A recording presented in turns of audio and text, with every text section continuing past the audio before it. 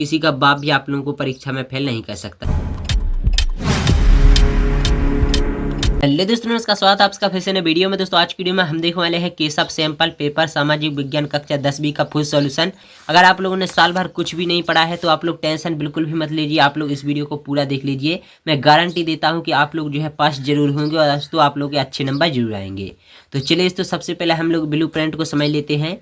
तो इसमें आपको जो पूछे जाने वाला है समकालीन जो भारत है वो 27 नंबर का पूछे जाने वाला है।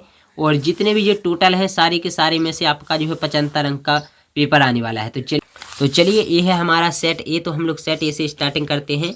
और आप लोग जो वीडियो जो है थोड़ा जो है 1-1.5 घंटे की हो सकती है, तो आप लोग वीडियो को शुरू से एंड तक देख लीजिए। मैं वादा करता हूँ अगर आप लोग पूरी वीडियो देख लेते हो और जो मैं आप लोगों को बताऊंगा अगर आप लोग वो प्रश्न याद कर लेते हो तो आप लोगों को कोई भी किसी का बाप भी आप लोगों को परीक्षा में फेल नहीं कर सकता। तो चलिए सेट ए को स्टार्ट करते हैं। तो सबसे पहले जो है पेपर ही की तरह ही इसे जो है सेट दिए गए हैं। तो सामाजिक विज्ञान कक्षा 10वीं और यहाँ पर आपको जो है 3 घंटे का समय मिलने वाला है। तो चलिए शुरू करते हैं। सबसे पहला विकल्प है सेट ए का कि निम्न में से कौन से उद्योग दूरभाष कंप्यूटर आदि संयंत्र निर्मित करते हैं। तो इसका जो सही आंसर है वो है सूचना प्रौद्योगिकी तथा इलेक्ट्रॉनिकी उद्योग। दूसरा हमारा प्रश्न है कि फ्रेडरिक सारियू कहाँ के कलाकार थे। तो दोस्तों वे थे फ्रांस के। और तीसरा प्रश्न है कि प्रथम विश्व युद्ध आरंभ हुआ तो वो हुआ था 1914 में। चौथा विकल्प है कि मुंबई में प्रथम कपड़ा मिल कहाँ मिल स्थापित हुई। तो वो हुई थी सन 1854 में। तो बढ़ते हैं आगे। और पांचवा जो विकल्प है कि लोकतंत्र की सफलता निर्भर करती है नागरिकों की विवेकपूर्ण सहभागिता पर। और छठवां विकल्प है कि अर्थव्यवस्था के मुख्यतः कितने क्षेत्र होते हैं। तो वो होते हैं 3। और खाली स्थान है छेनाछेंग के लिए कि राष्ट्रवाद की पहली स्पष्ट अभिव्यक्ति सन 1789 में फ्रांसीसी क्रांति के साथ हुई। दूसरा खाली स्थान है कि फरवरी 1922 में असहयोग आंदोलन वापस लेने का फैसला लिया गया। किसने लिया था? फरवरी 1922 में गांधी जी ने असहयोग आंदोलन वापस लेने का फैसला किया। इसके बाद आता है तीसरा खाली स्थान की चुन्नटें समेटने वाला कहलाता है फुलर। और जो है एक प्रजातांत्रिक सरकार जनता के प्रति उत्तरदायी होती है। और पांचवा खाली स्थान है कि भारत में सर्वाधिक साक्षरता वाला राज्य केरल है। और भारत में बड़े अनुपात में श्रमिक असंगठित क्षेत्र में काम कर रहे हैं। इसके बाद आते हैं सत्य असत्य। तो दोस्तों वायु परिवहन भारत में प्रमुख परिवहन साधन है, असत्य है। और दूसरा है कि बंदरगाह जल एवं थल के मिलन स्थल होते हैं, ये जो है सत्य है। और तीसरा है कि यूरोपीय संघ का मुख्यालय ब्रुसेल्स में है, तो जो है ये भी सत्य है। और चौथा है कि सन 1948 में श्रीलंका स्वतंत्र राष्ट्र बना, तो ये भी सत्य है।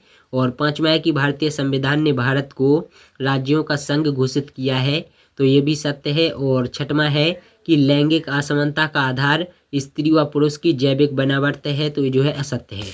तो चलिए अभी हम लोग देखने वाले हैं सही जोड़ियां। तो दोस्तों सही जोड़ियों में है कि दोस्तों कर्तन दहन प्रणाली, तो इसका जो सही आंसर है वो है कि झूमिंग।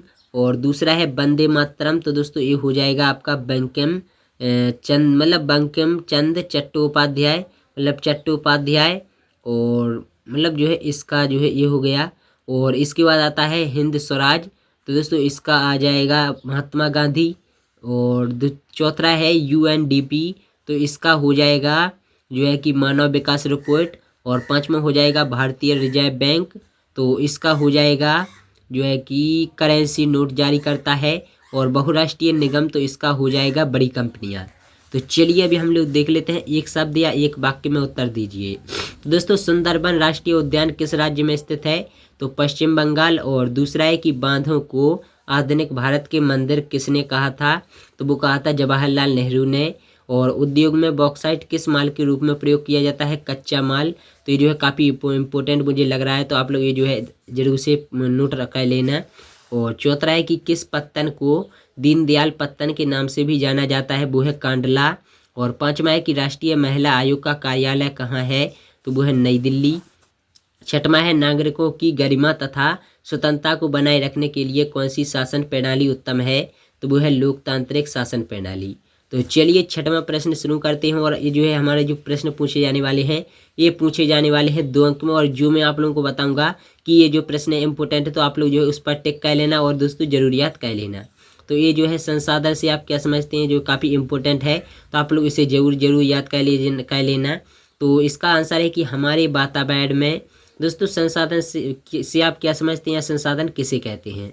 तो दोस्तों हमारे वातावरण में उपलब्ध प्रत्येक वस्तु, दोस्तों हमारे वातावरण में उपलब्ध प्रत्येक वस्तु जो हमारी आवश्यकताओं को पूरा करने में प्रयुक्त की जाती है और जिसको बनाने के लिए प्रौद्योगिकी उपलब्ध है, संसाधन कहलाती है। और अथवा में प्रश्न है कि सतत पोषणीय विकास क्या है।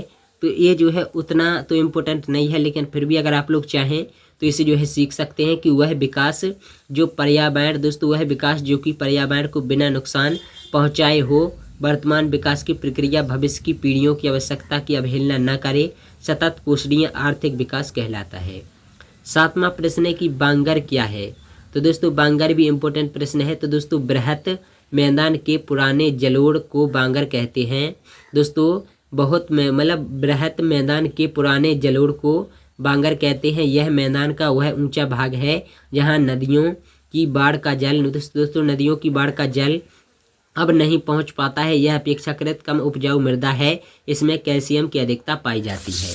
अब हम लोग अथवा के प्रश्न पर आते हैं। तो दोस्तों ये है कि मृदा अपरदन किसे कहते हैं। मृदा अपरदन के कोई 2 कारण लिखिए। तो चलिए काफ़ी इंपॉर्टेंट प्रश्न है, तो आप लोग जो है देख लीजिए।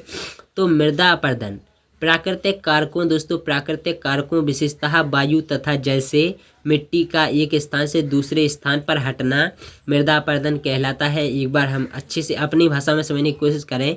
तो दोस्तों प्राकृतिक कारकों यानी दोस्तों वायु तथा जल से, दोस्तों वायु तथा जल से मिट्टी का कटाव, मिट्टी के कटाव को मृदा अपरदन कहते हैं। कारण है मृदा अपरदन के कि मानव द्वारा वनों का अत्यधिक विनाश तथा अत्यधिक पशुचारण, और दूसरा है तीव्र आंधी एवं अवैज्ञानिक तरीके से कृषि करना। 8वां है प्रारंभिक जीवन जीविका निर्वाह कृषि से क्या तात्पर्य है। तो ये जो है उतना इम्पोर्टेंट नहीं है, तो आप लोग चाहे इसे जो है छोड़ सकते हैं। तो दोस्तों प्रारंभिक जीवन जीविका निर्वाह कृषि वह कृषि है जो भूमि के छोटे टुकड़े पर आदिम कृषि औजारों जैसे लकड़ी के हल, दाव और खुदाई करने वाली छड़ी तथा परिवार अथवा सामुदायिक श्रम की मदद से की जाती है। अथवा में प्रश्न है कि वाणिज्यिक कृषि क्या है। तो दोस्तों इसकी 2 विशेषताएं लिखिए। तो दोस्तों वह कृषि जिसमें बाजार में बेचने के लिए किसान फसल उगाते हैं वाणिज्यिक कृषि कहलाती है। इसकी जो विशेषताएं हैं वो है कि पहला है कि किसान आधुनिक निवेशों जैसे अधिक पैदावार वाले बीजों, रासायनिक उर्वरकों और कीटनाशकों का प्रयोग करते हैं, और दूसरा है कि प्रति हेक्टेयर उत्पादकता बहुत अधिक होती है। तो दोस्तों ये था प्रश्न। तो अभी 9वां देख लेते हैं। तो 9वां है कि विनिर्माण उद्योग किसे कहते हैं। तो ये जो है इम्पोर्टेंट प्रश्न है, तो इसे आप लोग याद कर लेना। तो दोस्तों कच्चे माल को मूल्यवान उत्पाद में परिवर्तित करने की प्रक्रिया विनिर्माण कहलाती है। दोस्तों कच्चे माल को मूल्यवान उत्पाद में परिवर्तित करने की प्रक्रिया विनिर्माण कहलाती है। जब वह उत्पादन अधिक मात्रा में किया जाता है तो विनिर्माण उद्योग के अंतर्गत आता है, जैसे गन्ने से चीनी बनाना आदि। इसके बाद अथवा में प्रश्न है कि विनिर्माण उद्योगों की उपयोगिता लिखिए। तो चलिए देख लेते हैं। पहली जो उपयोगिता है रोजगार। दोस्तों विनिर्माण उद्योग बहुत बड़ी संख्या में कुशल तथा अकुशल श्रमिकों को रोजगार देने का प्रमुख साधन है। और दूसरा है कि प्राकृतिक संसाधनों का समुचित दोहन। देश में उद्योग के विकास के साथ बड़ी मात्रा में प्राकृतिक संसाधनों का समुचित दोहन संभव हो गया है। तो चलिए अभी हम लोग 10वां प्रश्न देख लेते हैं। तो 10वां प्रश्न है कि राष्ट्रीय राजमार्ग किसे कहते हैं। तो ये भी थोड़ा इंपॉर्टेंट प्रश्न है, तो आप लोग इसे टिक जरूर कर लें। तो दोस्तों राष्ट्रीय राजमार्ग वे प्राथमिक सड़क तंत्र हैं। दोस्तों राष्ट्रीय राजमार्ग वे प्राथमिक सड़क तंत्र हैं जिनका निर्माण व रख रखाव केंद्रीय लोक निर्माण विभाग CPWD के अधिकार क्षेत्र में है। ये सड़कें राज्य की राजधानियों, बड़े शहरों तथा महत्वपूर्ण पत्तनों को आपस में जोड़ती हैं। तो चलिए बढ़ते हैं आगे 11वें प्रश्न की तरफ। तो 11वां प्रश्न तो नहीं, लेकिन दोस्तों हम लोग 10वें प्रश्न का अथवा देख लेते हैं पहले, उसके बाद चलेंगे 11वें प्रश्न की तरफ। तो इसका अथवा है कि स्वीडन चतुर्भुज महाराजमार्ग क्या है। तो दोस्तों स्वीडन चतुर्भुज महाराजमार्ग दिल्ली कोलकाता चेन्नई मुंबई व दिल्ली को जोड़ने वाली 6 लेन वाली महाराज मार्गों की सड़क परियोजना है। इसमें 2 गलियारे प्रस्तावित हैं और उत्तर दक्षिण गलियारा जो श्रीनगर को कन्याकुमारी से जोड़ता है तथा पूर्व पश्चिम गलियारा जो सिलचर और पोरबंदर को जोड़ता है। 11वां प्रश्न है राज्य राजमार्ग किसे कहते हैं। तो ये इम्पोर्टेंट प्रश्न है कि राज्यों की राजधानियों को जिला मुख्यालयों से जोड़ने वाली सड़कें राज्य राजमार्ग कहलाती हैं। अब अथवा में प्रश्न आता है कि जिला मार्ग किसे कहते हैं। तो वे सड़कें जो जिले के विभिन्न प्रशासनिक केंद्रों को जिला मुख्यालय से जोड़ती हैं जिला मार्ग कहलाती हैं और इन सड़कों की व्यवस्था का उत्तरदायित्व जिला परिषद का है। 12वां प्रश्न है कि रेशम मार्ग क्या थे। तो इस मार्ग से किन किन वस्तुओं का व्यापार होता था।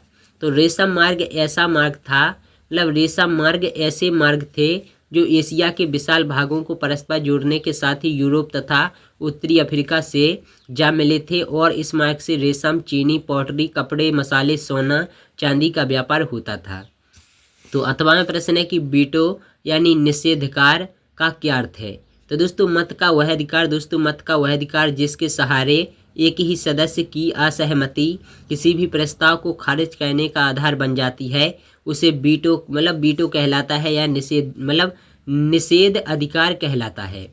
इसके बाद आता है 13वां प्रश्न की गुमास्ता से क्या तात्पर्य है। तो ईस्ट इंडिया कंपनी द्वारा बुनकरों पर नियंत्रण रखने के लिए नियुक्त वेतनभोगी कर्मचारी को गुमास्ता कहते हैं। अथवा प्रश्न है स्टेपलर क्या है।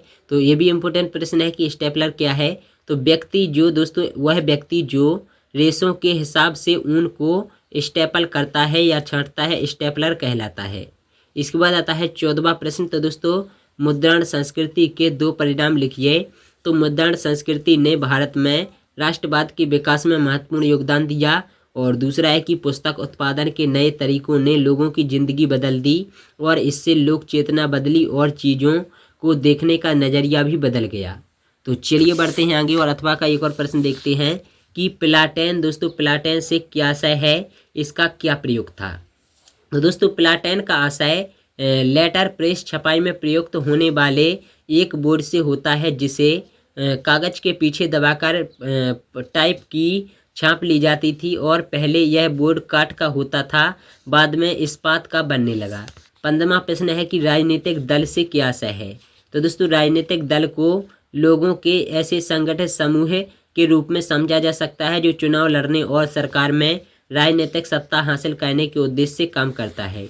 अथवा में प्रश्न है कि राजनीतिक दलों के कोई 2 गुण यानी विशेषताएं लिखिए। तो दोस्तों राजनीतिक दल समाज के सामूहिक हितों को ध्यान में रखकर कुछ नीतियां और कार्यक्रम बनाते हैं और दूसरा है कि दल लोगों का समर्थन पाकर चुनाव जीतने के बाद उन नीतियों को लागू करने का प्रयास करते हैं। दोस्तों 16वां प्रश्न जो है वो है कि प्रच्छन्न बेरोजगारी क्या है। तो दोस्तों होता क्या है कि प्रत्येक व्यक्ति कुछ कार्य कर रहा है परंतु किसी को भी पूर्ण रोजगार प्राप्त नहीं है। यही प्रच्छन्न यानी अल्प बेरोजगारी की स्थिति है जहां लोग प्रत्यक्ष रूप से कार्य कर रहे हैं लेकिन अपनी क्षमता से कम काम करते हैं।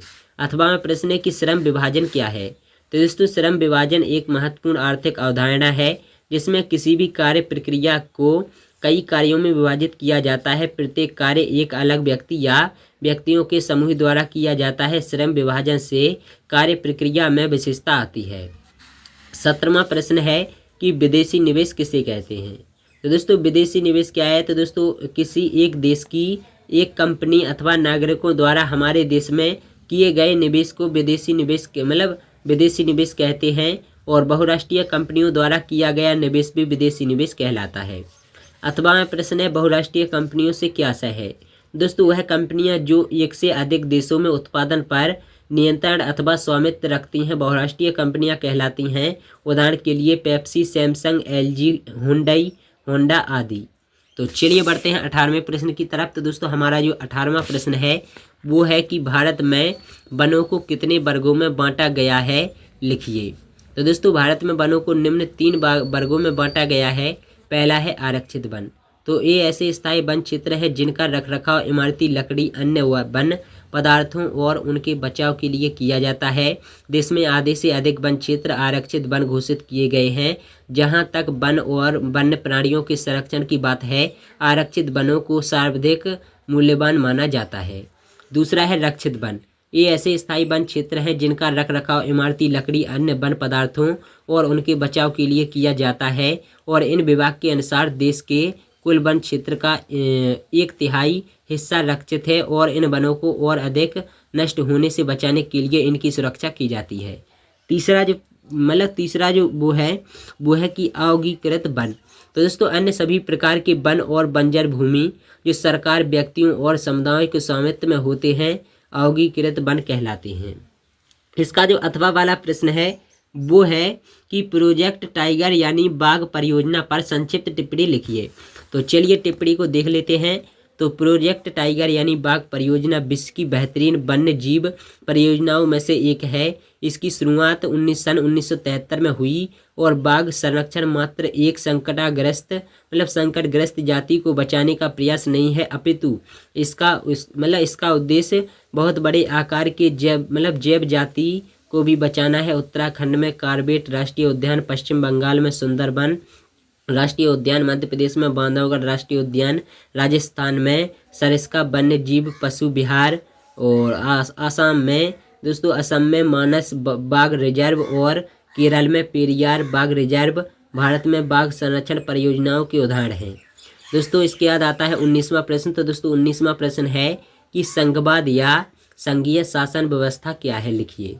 तो दोस्तों संघवाद या संघीय शासन व्यवस्था एक ऐसी शासन व्यवस्था है जिसमें सर्वोच्च सत्ता केंद्रीय प्राधिकार और उसकी विभिन्न आनुषंगिक इकाइयों के बीच बढ़ जाती है। और संघीय शासन व्यवस्था में 2 स्तर की सरकारें होती हैं, एक केंद्र सरकार तथा दूसरी राज्य या प्रांत सरकार। केंद्र सरकार राष्ट्रीय महत्व के विषयों पर कानून बनाती है और राज्य सरकार प्रांतीय एवं स्थानीय महत्व के विषयों पर कानून बनाती है। इस तरह दोनों ही सरकारें अपने अपने स्तर पर लोगों के कल्याण के लिए कार्यरत हैं। अथवा में प्रश्न है कि संघीय शासन व्यवस्था की महत्वपूर्ण विशेषताएं बताइए, कोई 3। तो चलिए देख लेते हैं। दोस्तों संघीय शासन व्यवस्था या संघवाद की महत्वपूर्ण विशेषताएं निम्न। सबसे पहली है कि सरकार के 2 या अधिक स्तर। तो दोस्तों संघीय शासन व्यवस्था में सर्वोच्च सत्ता केंद्रीय प्राधिकरण और उसकी विभिन्न आनुषंगिक इकाइयों के बीच बंट जाता है और आमतौर पर संघीय व्यवस्था में 2 स्तर पर सरकारें होती हैं। इसमें एक सरकार पूरे देश के लिए होती है तथा दूसरी सरकार राज्य या प्रांत स्तर की होती है। दूसरा है कि एक नागरिक समूह अलग अलग अधिकार क्षेत्र। तो दोस्तों अलग अलग स्तर की सरकारें एक ही नागरिक समूह पर शासन करती हैं, परंतु कानून बनाने, कर वसूलने और प्रशासन का उनका अपना अधिकार क्षेत्र होता है। तीसरा है संविधान की सर्वोच्चता। दोस्तों संविधान में सरकार के विभिन्न स्तर के अधिकार क्षेत्र स्पष्ट रूप से वर्णित होते हैं, इसलिए सरकार के प्रत्येक स्तर के अस्तित्व तथा प्राधिकार संवैधानिक रूप से सुरक्षित होते हैं। 20वां प्रश्न है कि किन्हीं 3 परिणामों का उल्लेख करें जहां लोकतंत्र असफल रहा। तो पहला है भ्रष्टाचार। दोस्तों लोकतंत्र के रिकॉर्ड यह दर्शाते हैं कि अधिकांश लोकतंत्र भ्रष्टाचार को दूर करने अथवा कम करने में असफल रहे हैं। भारत जो कि विश्व का सबसे बड़ा लोकतांत्रिक देश है, वह भी इस मामले में असफल रहा है। दूसरा है लोगों की आवश्यकताओं की ओर कम ध्यान देना।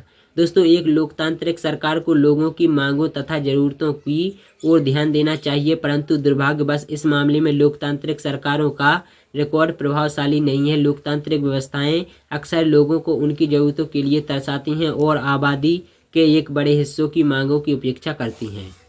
तीसरा है आर्थिक समृद्धि और विकास। दोस्तों लोकतांत्रिक सरकार को सभी अन्य रूपों से बेहतर माना जाता है, इसलिए इससे बेहतर आर्थिक समृद्धि और विकास की अपेक्षा की जाती है, परंतु दुर्भाग्यवश लोकतंत्र इस मामले में भी असफल रहा है। यदि हम पिछले 50 वर्षों के बीच के सभी लोकतांत्रिक तथा तानाशाहियों के कामकाज की तुलना करें तो पाएंगे कि आर्थिक समृद्धि के मामले में तानाशाहियों का रिकॉर्ड थोड़ा बेहतर है। इसके बाद आता है 8वां प्रश्न कि लोकतंत्र किन स्थितियों में सामाजिक विविधता को संभालता है और उनके बीच सामंजस्य बैठाता है। दोस्तों लोकतांत्रिक व्यवस्थाएं अनेक तरह के सामाजिक विभाजनों को संभालती हैं और इससे इन टकरावों के विस्फोट या हिंसक रूप लेने का अंदेशा कम हो जाता है।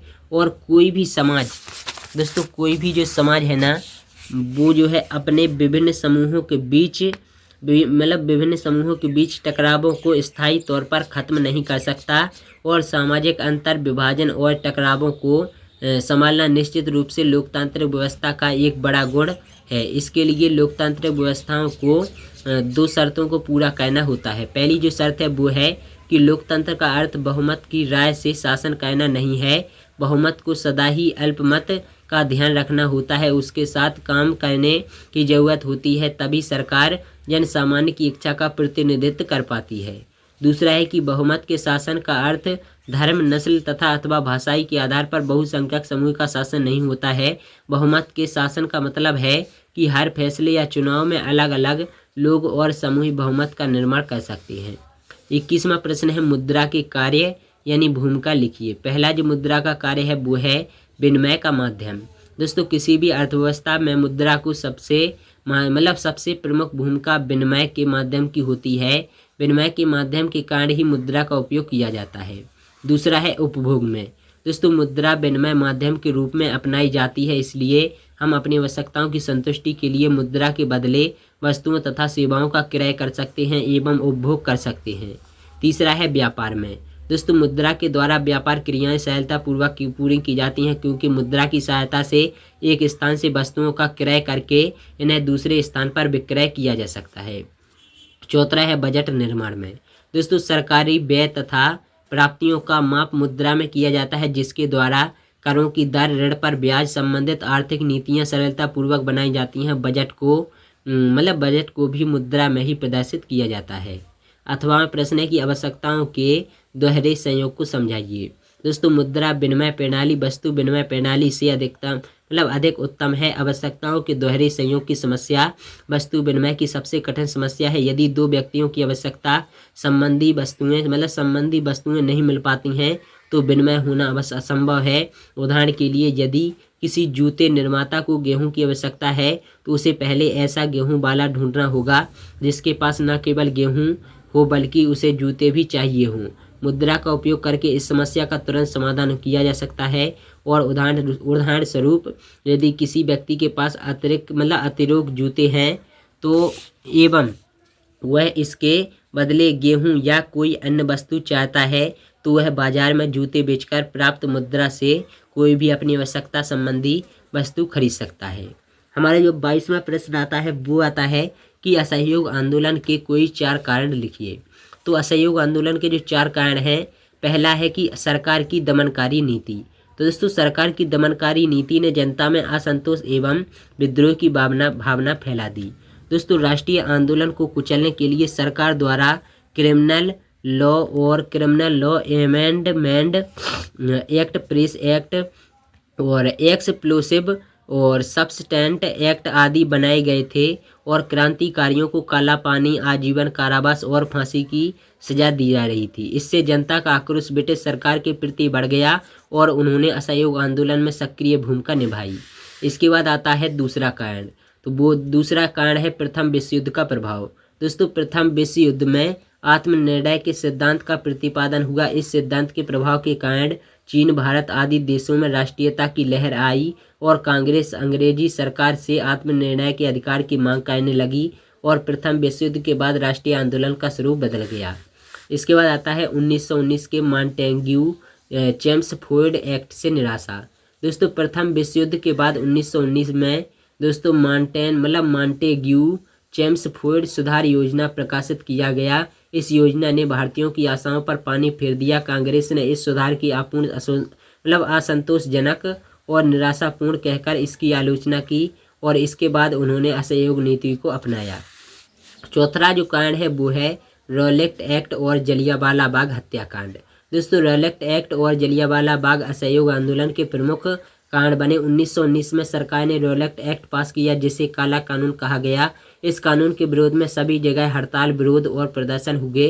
जलियांवाला बाग में शांतिपूर्ण ढंग से चल रही एक जनसभा पर जनरल डायर ने 13 अप्रैल 1919 को अंधाधुंध गोलियां चलाने का आदेश दे दिया और इस हत्याकांड से सारे देश में उत्तेजना की लहर फैल गई। इसके अथवा प्रश्न है कि वे कौन से हालात थे जिनके कारण जलियांवाला बाग हत्याकांड की घटनाएं हुई। तो पहला जो हालात था वो था रॉलेट एक्ट। दोस्तों भारतीय सदस्यों के भारी विरोध के बावजूद सरकार द्वारा रॉलेट एक्ट पारित किया गया। इस एक्ट द्वारा सरकार को किसी पर भी 2 साल तक बिना मुकदमा चलाए जेल में बंद कर रखने का अधिकार मिल गया था। और दूसरा है सत्याग्रह। तो दोस्तों गांधी जी ने रॉलेट एक्ट सत्याग्रह आरंभ करने का निर्णय लिया और विभिन्न शहरों में रैलियों का आयोजन किया गया और कामगार हड़ताल पर चले गए तथा दुकानें बंद हो गईं। तीसरा है मार्शल लॉ। तो दोस्तों अमृतसर के बहुत सारे स्थानीय नेताओं को हिरासत में ले लिया गया था एवं गांधी जी के दिल्ली प्रवेश करने पर पाबंदी लगा दी थी और अपने नेताओं को गिरफ्तारी के विरुद्ध लोगों की प्रतिक्रिया को देखते हुए पुलिस ने अमृतसर में 13 अप्रैल को मार्शल लॉ लगा दिया और कमान जनरल डायर ने संभाल ली थी। चौथा है सोची समझी साजिश। जनरल डायर इस तरह के हत्याकांड को जानबूझकर करना चाहता था क्योंकि वह ऐसा करके सत्याग्रहियों को जहन में दहशत और विस्मय का भाव पैदा करके एक नैतिक प्रभाव उत्पन्न करना चाहता था। तो चलिए ये था हमारा सेट ए। तो चलिए अभी हम लोग देखने वाले हैं सेट बी। तो चलिए वीडियो को शुरू करते हैं। तो सेट बी है कि सेट बी का जो आप लोग देख सकते हैं इसमें भी मतलब जो है जैसा पेपर आता है वैसा ही सब कुछ दिया गया है। तो सेट बी का पहला विकल्प है कि प्रोजेक्ट टाइगर योजना प्रारंभ हुई, तो वो हुई थी 1973 में। और दूसरा है कि निम्न में से कौन सा राज्य हजीरा विजयपुर जगदीशपुर पाइपलाइन से नहीं जुड़ा है, वो है महाराष्ट्र। तीसरा है नेपोलियन का इटली पर हमला हुआ, वो है 1797 में। तो चलिए बढ़ते हैं आगे की तरफ और देख लेते हैं चौथा विकल्प। तो चौथा विकल्प है कि अफ्रीका में रेंडर पेस्ट नामक बीमारी फैली थी 1890 में। और दोस्तों पांचवा है कि लोकतंत्र के परिणामों का सही आधार क्या है, तो वो है एक उत्तरदायी शासन व्यवस्था। छठवां है कि मानव विकास में भारत में किस राज्य की स्थिति बेहतर है, तो वो है केरल। और 6 नंबर के खाली स्थान है कि भारत में कॉफ़ी की अरेबिक प्रमुख किस्म है और भारत का चीनी उत्पादन विश्व में दूसरा स्थान है। और ठोस पदार्थों को तरल अवस्था में परिवर्तित कर पाइपलाइन परिवहन द्वारा ले जाया जाता है। चौथा है कि जलियांवाला बाग हत्याकांड 13 अप्रैल 1919 को अमृतसर के शहर में हुआ था। और पांचवा है कि दुकान फैक्ट्री या दफ्तर के अंदर जाने का रास्ता रोकना पिकेटिंग कहलाता है। और बैंक जमा राशि पर देने वाले ब्याज से ऋण पर अधिक ब्याज लेते हैं। और अब हम लोग देख लेते हैं सत्य असत्य। तो दोस्तों चूना पत्थर पक्के माल के रूप में प्रयुक्त किया जाता है, असत्य है। और श्रीलंका में 1956 में बौद्ध धर्म को अपनाया गया तथा शासक धर्म घोषित किया गया, ये सत्य है। और तीसरा है कि बेल्जियम यूरोप का एक बड़ा देश है, असत्य है। और चौथा है कि लोकतंत्र में सभी नागरिकों को एक ही वोट का अधिकार है, तो ये जो है सत्य है। और पांचवा है कि किसी धर्म का एक उपसमूह संप्रदाय कहलाता है, तो मतलब जो संप्रदाय है वो कहलाता है, तो सत्य है। और जो छठवां है कि बेल्जियम सामाजिक विविधता में सामंजस्य पर आधारित देश है, जो है ये भी सत्य है। अब आते हैं हम लोग मतलब जो है सही जोड़ी पर। तो सही जोड़ी है हीराकुंड, तो इसका सही है महानदी। और कृत्रिम पत्तन, तो इसका सही जो आंसर है वो है चेन्नई। औसत आय, तो वो जो है औसत आय इसका हो जाएगा आपका प्रति व्यक्ति आय। चौथा है जीडीपी में सबसे कम योगदान, तो इसका जो हो जाएगा वो हो जाएगा प्राथमिक क्षेत्रक। और पांचवा जो है असंगठित क्षेत्र, तो इसका हो जाएगा दैनिक मजदूर। और विश्व व्यापार संगठन की स्थापना, तो वो हो जाएगा आपका 1995। इसके बाद आते हैं हम लोग एक शब्द या एक वाक्य में उत्तर दीजिए। तो दोस्तों आयरलैंड को बलपूर्वक यूनाइटेड किंगडम में कब शामिल किया गया, तो सन 1801 में। दूसरा है रॉलेट एक्ट कब लागू हुआ, तो वो हुआ था 1919 में। तीसरा है औद्योगिक क्रांति सबसे पहले किस देश में प्रारंभ हुई, तो वो थी इंग्लैंड में। चौथा है इंग्लैंड में सबसे पहले किस दशक में कारखाने खुले, तो वो है 1730 के दशक में। पांचवा है प्रतिरक्षा विदेशी मामले में मुद्रा कौन सी सूची में शामिल होती है, तो वो है संघ सूची में। छठवां है कि दुनिया भर में सरकार का सबसे लोकप्रिय रूप कौन सा है, तो वो है लोकतांत्रिक सरकार। तो चलिए दोस्तों ये हो गई हमारे। अभी हम लोग देख लेते हैं छठवां प्रश्न जो कि है 2 नंबर के लिए। तो दोस्तों छठवां प्रश्न है कि 3 राज्यों के नाम बताएं जहां काली मृदा पाई जाती है, इस पर मुख्य रूप से कौन सी फसल उगाई जाती है। तो दोस्तों यार फाइनली महाराष्ट्र, मध्य प्रदेश और छत्तीसगढ़, इन 3 राज्यों में काली मृदा पाई जाती है। इस पर काली मृदा पर मुख्य रूप से कपास की फसल उगाई जाती है। तो चलिए देख लेते हैं इसका अथवा प्रश्न है। तो दोस्तों इसका अथवा प्रश्न है कि पहाड़ी क्षेत्रों में मृदा अपरदन की रोकथाम के लिए क्या कदम उठाने चाहिए। तो चलिए देख लेते हैं। तो दोस्तों पहाड़ी क्षेत्रों में सीढ़ीदार खेत बनाकर अवनालिका अपरदन को रोका जा सकता है और इन क्षेत्रों में समोच्च जुताई भी मृदा संरक्षण का प्रभावशाली तरीका है। दूसरा है कि पहाड़ी क्षेत्रों में पट्टी कृषि के द्वारा एवं पेड़ों की कतारों में लगाकर, दोस्तों पेड़ों को कतारों में लगाकर तथा रक्षक मेखला बनाकर मृदा अपरदन को रोका जा सकता है। 7वां प्रश्न है जलोढ़ मृदा और काली मृदा में अंतर लिखिए। तो दोस्तों जलोढ़ मृदा और काली मृदा में अंतर है कि पहला अंतर है इस मृदा में पोटास, फास्फोरस एवं चूने की अधिकता होती है, जबकि इस मिट्टी में कैल्शियम कार्बोनेट, मैग्नीशियम, पोटास तथा चूने की अधिकता होती है एवं फास्फोरस की कमी होती है। दूसरा अंतर है कि यह मृदा गन्ना, चावल, गेहूं और अन्य अनाजों, दलहन फसलों की खेती के लिए अच्छी होती है, जबकि यह मिट्टी कपास की खेती के लिए अच्छी समझी जाती है। अथवा प्रश्न है कि बांगर भूमि यानी बांगर मिट्टी और खादर मिट्टी में अंतर। तो चलिए देख लेते हैं। दोस्तों पहला अंतर है कि यह उत्तरी मैदान की उच्च भूमि है जो प्राचीन निक्षेपों से निर्मित है, और यह प्राचीन निक्षेपों से निर्मित है जो उत्तर भारत की निचली भूमि है। दोस्तों इसमें कंकड़ भी पाए जाते हैं, यह कांप मिट्टी है, इसमें कंकड़ नहीं पाए जाते हैं। तो 8वां प्रश्न देख लेते हैं। 8वां प्रश्न है कि नगद एवं व्यापारिक फसलों से क्या आशय है, समझाइए। नगद एवं व्यापारिक फसलों से आशय उन फसलों से है जो प्रत्यक्ष रूप से भोजन के लिए उत्पन्न नहीं की जाती हैं, किंतु उन्हें बेचकर नगद राशि प्राप्त की जाती है। इनमें कपास, चाय, कॉफी, तिलहन, सोयाबीन, गन्ना, तंबाकू, रबर आदि हैं। अथवा में प्रश्न है कि मोटे अनाज से आप क्या समझते हैं। तो दोस्तों जिन अनाजों के उत्पादन के लिए अधिक मेहनत नहीं करनी पड़ती है, अर्थात जो कम पानी और कम उपजाऊ भूमि में भी उग जाते हैं, उन्हें मोटे अनाज कहते हैं, जैसे ज्वार, बाजरा। तीसरा है कि 9वां प्रश्न है कि आधारभूत उद्योग से क्या आशय है, उदाहरण लीजिए। तो मोटे अनाज वाला काफ़ी इम्पोर्टेंट प्रश्न है, तो आप लोग इसे टिक जरूर कर लीजिए। और आधारभूत उद्योग, दोस्तों आधारभूत उद्योग वे उद्योग हैं जिनके उत्पादन या कच्चे माल पर अन्य दूसरे उद्योग निर्भर हैं। यह किसी भी देश के लिए अत्यंत महत्वपूर्ण उद्योग होते हैं, उदाहरण के लिए तांबा प्रगलन एवं एल्यूमिनियम उद्योग आदि। तो चलिए अथवा प्रश्न देख लेते हैं। अथवा प्रश्न है कि जल प्रदूषण को नियंत्रित करने हेतु 2 उपाय लिखिए। तो चलिए देख लेते हैं। दोस्तों पहला है कि रासायनिक उद्योग जो कि जल को सर्वाधिक प्रदूषित करते हैं, ऐसे उद्योगों को जलाशयों व नदियों से दूर स्थापित किया जाना चाहिए। और दूसरा है कि उद्योगों में प्रयोग किए गए जल के उपचार की व्यवस्था कारखाने की स्थापना के साथ ही की जानी चाहिए। 10वां है डिजिटल भारत कार्यक्रम क्या है। दोस्तों डिजिटल भारत ज्ञान आधारित परिवर्तन के लिए भारत को तैयार करने के लिए एक विशाल कार्यक्रम है। डिजिटल भारत कार्यक्रम का मुख्य उद्देश्य IT यानी भारतीय प्रतिभा प्लस IT सूचना प्रौद्योगिकी IT कल का भारत में होने वाले परिवर्तन को समझना है और तकनीक को केंद्र में रखकर बदलाव लाना है। अथवा में प्रश्न है कि पाइपलाइन परिवहन से किन वस्तुओं का परिवहन किया जाता है। दोस्तों पाइपलाइन परिवहन से पेट्रोलियम उत्पाद, कच्चा तेल, प्राकृतिक गैस तथा ठोस पदार्थों को तरल अवस्था में परिवर्तित करके परिवहन किया जाता है। 11वां प्रश्न है कोलकाता को एक अंतःस्थलीय नदीय पत्तन क्यों कहते हैं। दोस्तों कोलकाता को एक अंतःस्थलीय नदीय पत्तन इसलिए कहते हैं क्योंकि यह पत्तन गंगा ब्रह्मपुत्र बेसिन की बृहत व समृद्ध पृष्ठभूमि को सेवाएं प्रदान करता है। अथवा प्रश्न है कि मारमागाओ पत्तन देश का महत्वपूर्ण पत्तन क्यों है।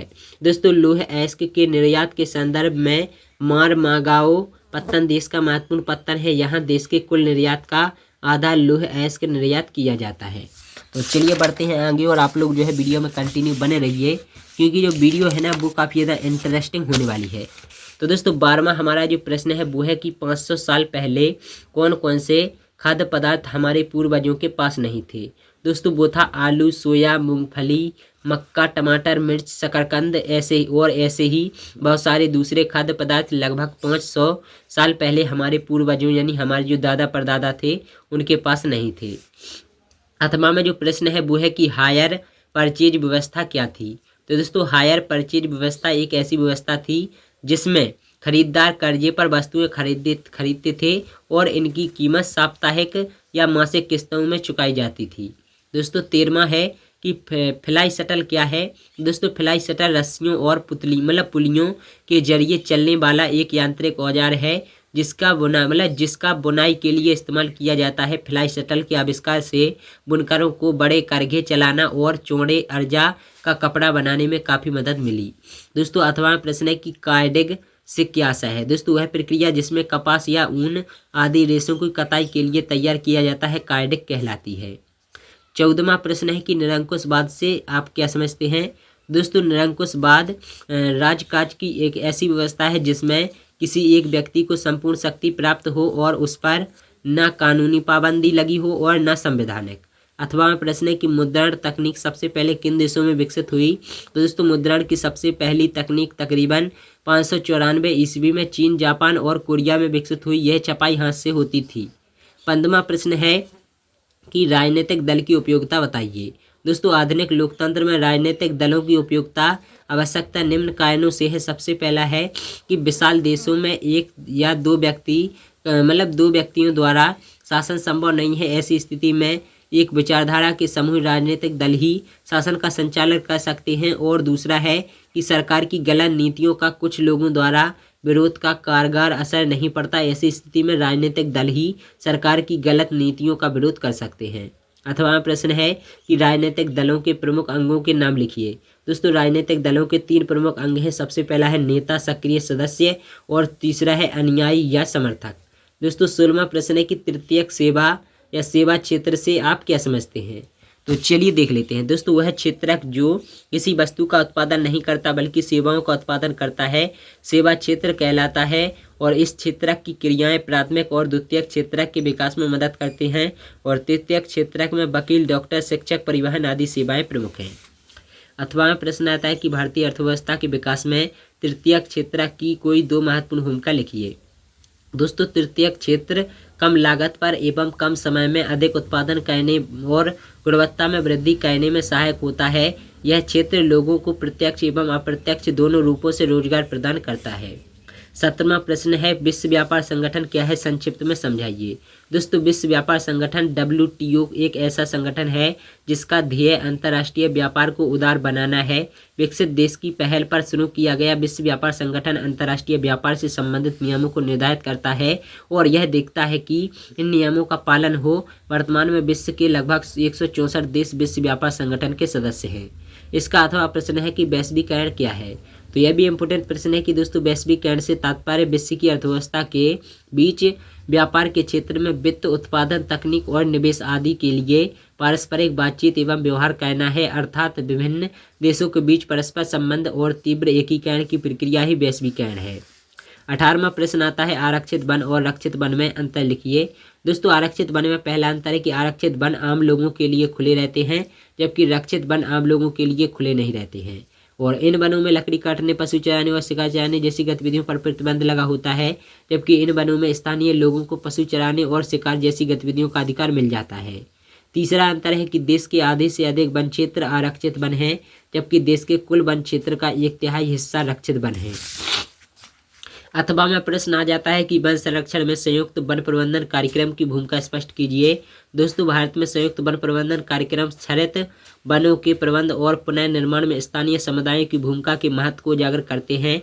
औपचारिक रूप में इन कार्यक्रमों की शुरुआत 1988 में हुई जब उड़ीसा राज्य ने संयुक्त वन प्रबंधन का पहला प्रस्ताव पास किया और वन विभाग के अंतर्गत संयुक्त वन प्रबंधन क्षरित वनों के बचाव के लिए कार्य करता है और इससे गांव के स्तर पर संस्थाएं बनाई जाती हैं जिसमें ग्रामीण और वन विभाग के अधिकारी संयुक्त रूप से कार्य करते हैं। इसके बदले ये समुदाय मध्य स्तरीय लाभ जैसे गैर इमारती वन उत्पादकों के हकदारी होते हैं तथा सफल संरक्षण की प्राप्त इमारती लकड़ी में भी भागीदारी होती है।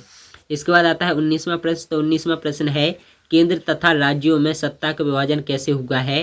दोस्तों भारतीय संविधान में केंद्र और राज्य सरकारों के बीच शक्तियों के बंटवारे के लिए संघ, राज्य एवं समवर्ती सूची का निर्माण किया गया है। संघ सूची में प्रतिरक्षा, विदेशी मामले, बैंकिंग, संचार और मुद्रा जैसे राष्ट्रीय महत्व के विषय रहते हैं। संघ सूची के विषयों के बारे में कानून बनाने का अधिकार सिर्फ केंद्र सरकार को होता है और राज्य सूची में पुलिस, व्यापार, वाणिज्य, कृषि और सिंचाई जैसे प्रांतीय और स्थानीय महत्व के विषय आते हैं। राज्य सूची के विषयों में विषयों के बारे में राज्य सरकार ही कानून बना सकती है। और संवर्ती सूची में शिक्षा, वन, मजदूर संघ, विवाह, गोद लेना और उत्तराधिकार जैसे वे विषय हैं जो केंद्र के साथ राज्य सरकार की साझी दिलचस्पी में आते हैं और इस पर केंद्र एवं राज्य सरकार दोनों कानून बना सकती हैं। लेकिन जब दोनों के कानूनों में टकराव हो तो केंद्र सरकार द्वारा बनाया गया कानून ही मान्य होता है। इसके बाद 8वां प्रश्न है कि एकात्मक शासन व्यवस्था के 3 दोष बताइए। दोस्तों एकात्मक शासन में वैसे तो ये जो मुझे इम्पोर्टेंट प्रश्न नहीं लग रहा है दोस्तों, हम लोग इसे छोड़ने वाले हैं। अगर आप लोग चाहें तो इसका स्क्रीनशॉट ले सकते हैं। चलिए हम लोग देख लेते हैं 20वां प्रश्न। तो दोस्तों हमारा 20वां प्रश्न है कि लोग लोकतंत्र को क्यों अधिक पसंद करते हैं, 3 कारण देकर स्पष्ट कीजिए। दोस्तों सभी लोगों का कल्याण। दोस्तों लोकतंत्र लोगों का शासन है। शासन की शक्तियां जनता में निहित हैं। इसमें समस्त जनता की राजनीतिक, आर्थिक, सामाजिक उन्नति की जाती है। किसी विशेष वर्ग के हितों की ओर ध्यान नहीं दिया जाता। दूसरा है समानता के सिद्धांत पर आधारित। दोस्तों लोकतंत्र समानता के सिद्धांत पर आधारित होता है। प्रत्येक व्यक्ति को शासन में भाग लेने का अधिकार होता है। धर्म, जाति, जन्म, वंश आदि का कोई भेदभाव नहीं किया जाता। तीसरा है स्वतंत्रता। दोस्तों स्वतंत्रता भी लोकतंत्र का महत्वपूर्ण गुण है। समुदाय बनाने, धर्म के अनुसार पूजा पाठ करने, भाषण, प्रेस आदि की स्वतंत्रता सबको प्राप्त होती है। चुनाव में पूर्ण स्वतंत्रता होती है। जनता शासन की बागडोर एक दल से छीनकर दूसरे दल को सौंप सकती है। उपर्युक्त गुणों के कारण ही लोग लोकतंत्र को अधिक पसंद करते हैं। इसके बाद आता है 8वां प्रश्न है कि लोकतंत्र के दोषों का वर्णन कीजिए या विपक्ष में तर्कों का वर्णन कीजिए। तो चलिए देख लेते हैं। पहला जो दोष है वो है कि गुणों की अपेक्षा संख्या पर अधिक बल। दोस्तों यह सरकार गुणों पर नहीं संख्या पर आधारित है। जो भी व्यक्ति बहुमत प्राप्त कर लेता है वही निर्वाचित हो जाता है तथा दल के बहुमत में आने पर उस दल की सरकार बन जाती है, जिसमें व्यक्ति के गुणों की तरफ नहीं संख्या की तरफ देखा जाता है। दूसरा है अयोग्य व्यक्ति का शासन। दोस्तों लोकतंत्र में प्रत्येक व्यक्ति को शासन में भाग लेने का अधिकार है, परंतु प्रत्येक व्यक्ति में इतनी योग्यता नहीं होती कि वह अपने इस अधिकार का उचित प्रयोग कर सके। अयोग्य व्यक्ति अपने प्रतिनिधि को भी अयोग्य चुनेंगे, जिससे अयोग्य व्यक्तियों की सरकार स्थापित हो जाएगी। तीसरा है समानता का अधिकार अप्राकृतिक। तो दोस्तों लोकतंत्र में सब व्यक्तियों को समान समझा जाता है, परंतु जब प्रकृति ने सब व्यक्तियों को समान नहीं बनाया, उसमें बौद्धिक तथा शारीरिक दृष्टि से अंतर होता है, तो लोकतंत्र में सब व्यक्ति समान कैसे हो सकते हैं। तो चलिए बढ़ते हैं आगे की तरफ और आप लोग तो वीडियो में कंटिन्यू बने रहिए भैया हरो। तो 21वां हमारा प्रश्न है कि बैंकों में धन जमा करने के लाभ। दोस्तों पहला जो लाभ है बैंकों में धन जमा करने का कि दोस्तों घरों तथा कार्यस्थलों की अपेक्षा ये धन रखने के सुरक्षित स्थान है। लोग जमा किए गए धन पर ब्याज भी अर्जित करते हैं। दूसरा जो है कि लोगों की अपनी आवश्यकता अनुसार इससे धन निकालने की सुविधा भी उपलब्ध होती है। और तीसरा है कि लोग चेक के माध्यम से भी भुगतान कर सकते हैं। चौथा है बैंक अपनी जमा रकम का एक छोटा हिस्सा अपने पास नकद के रूप में रखते हैं और बाकी को ऋण के रूप में दे देते हैं, जिसका प्रयोग राष्ट्र के विकास के लिए होता है। इसके बाद 8वां प्रश्न आता है कि दोस्तों भारतीय रिजर्व बैंक अन्य बैंकों की गतिविधियों पर किस तरह नजर रखता है और यह जरूरी क्यों है। दोस्तों भारतीय रिजर्व बैंक अन्य बैंकों की लेन देन की जानकारी रखकर बैंक दर में परिवर्तन करके खुले बाजार की प्रक्रिया द्वारा अन्य बैंकों की गतिविधियों पर नज़र रखती है। यह जरूरी है क्योंकि यदि बैंक की गतिविधियों पर नज़र नहीं रखी जाती है तो उन्हें जिस प्रकार वे चाहते हैं कार्य करने की छूट दी जाए तो अर्थव्यवस्था की कभी भी उन्नति नहीं हो सकती है। अतः रिजर्व बैंक का अन्य बैंकों की गतिविधियों पर नज़र रखना जरूरी है। इसके बाद आता है साइमन कमीशन पर टिप्पणी लिखिए। तो चलिए ये भी इम्पोर्टेंट है। तो चलिए देख लेते हैं साइमन कमीशन क्या है। दोस्तों ब्रिटेन की नई टोरी सरकार ने सर जॉन साइमन के नेतृत्व में एक वैधानिक आयोग का गठन कर दिया और राष्ट्रवादी आंदोलन के जवाब में गठित किए गए इस आयोग को भारत में संवैधानिक व्यवस्था की कार्यशैली का अध्ययन करना था और उसके बारे में सुझाव देने थे। और इस आयोग में एक भी भारतीय सदस्य नहीं था, सारे अंग्रेज थे। 1928 में साइमन कमीशन भारत पहुंचा तो उसका स्वागत साइमन कमीशन वापस जाओ, साइमन कमीशन गो बैक के नारों से किया गया। दोस्तों कांग्रेस और मुस्लिम लीग सहित सभी पार्टियों ने प्रदर्शनों में हिस्सा लिया। इस कमीशन के खिलाफ शांतिपूर्ण प्रदर्शन के दौरान ब्रिटिश पुलिस ने लाला लाजपत राय पर हमला किया और प्रदर्शन के दौरान मिले गहरे जख्मों के कारण उन्होंने दम तोड़ दिया। इस विरोध का शांत करने के लिए वायसराय लॉर्ड इरविन ने अक्टूबर 1929 में भारत के लिए डोमिनियन स्टेटस का गोलमूल सा ऐलान कर दिया। उन्होंने इस बारे में कोई समय सीमा भी नहीं बताई। इस प्रस्ताव से कांग्रेस के नेता संतुष्ट नहीं थे। अंततः सामन कमीशन की रिपोर्ट भारतीयों के असंतोष को दूर करने में असफल रही। तो अथवा जो प्रश्न है वो है कि दोस्तों जलियांवाला बाग हत्याकांड पर टिप्पणी लिखिए। तो चलिए देख लेते हैं, ये भी काफ़ी ज़्यादा इम्पोर्टेंट प्रश्न है, तो आप लोग इसे जरूर याद कर लेना। तो दोस्तों 13 अप्रैल 1919 को जलियांवाला बाग हत्याकांड हुआ और उस दिन अमृतसर में बहुत सारे गांव वाले सालाना बैसाखी मेले में शिरकत करने के लिए जलियांवाला बाग मैदान में जमा हुए थे। काफ़ी लोग तो सरकार द्वारा लागू किए गए दमनकारी कानून विरुद्ध प्रकट करने के लिए एकत्रित हुए और यह मैदान चारों तरफ से बंद था। शहर से बाहर होने के कारण वहां जुटे लोगों को यह पता नहीं था कि इलाके में मार्शल लॉ लागू किया जा चुका है और जनरल डायर हथियारबंद सैनिकों के साथ वहां पहुंचा और जाते ही उसने मैदान से बाहर निकलने के सारे रास्तों को बंद कर दिया और इसके बाद उसने सिपाहियों से भीड़ पर अंधाधुंध गोलियां चलवा दी। दोस्तों सैकड़ों लोग मारे गए। बाद में उसने बताया कि वह सत्याग्रहियों के जहन में दहशत और विस्मय का भाव पैदा करके एक नैतिक प्रभाव उत्पन्न करना चाहता था। तो दोस्तों ये था आपका सेट बी। बाकी सेट सी और सेट सी और सेट डी का अगर आप लोग सॉल्यूशन चाहते हैं तो आप लोग कमेंट में सेट सी और सेट डी जरूर कमेंट करें। इसके बाद मैं जो है सेट सी और सेट डी का जो सॉल्यूशन है वो डाल दूंगा, क्योंकि अगर मैंने जो है सेट बी और सेट सी का सॉल्यूशन जो है एक ही वीडियो में रखा तो वीडियो जो है काफ़ी लंबी हो सकती है और काफ़ी टाइम भी लग सकता है। तो अगर आप लोग चाहेंगे और कमेंट करेंगे इस वीडियो पर 1 मिलियन तो छोड़ो, अगर आप लोग 1 लाख या 50,000 व्यूज़ भी कंप्लीट करवा देते हो तो मैं जो है इस वीडियो का पार्ट 2 बनाऊंगा और उसमें जो है अच्छे से काफ़ी शानदार तरीके से सेट सी और सेट डी जो है सॉल्यूशन आप लोगों को बताऊंगा। तो चलिए आप लोग यहाँ तक वीडियो में बने रहे, इसके लिए आप लोगों का दिल से धन्यवाद। हाथ जोड़कर विनती है कि आप लोगों ने हमारे चैनल को सब्सक्राइब कर सकते हैं अगर आप लोग चाहें तो। बाकी यहाँ तक वीडियो देखा है तो आप लोगों को जरूर ही वीडियो पसंद है, वीडियो पसंद में लाइक करना, शेयर करना, चैनल को सब्सक्राइब जरूर कर लेना, क्योंकि दोस्तों हम लोग को बहुत ही जल्द 50 के सब्सक्राइबर हिट करने हैं। चलिए मिलते हैं अगली वीडियो में।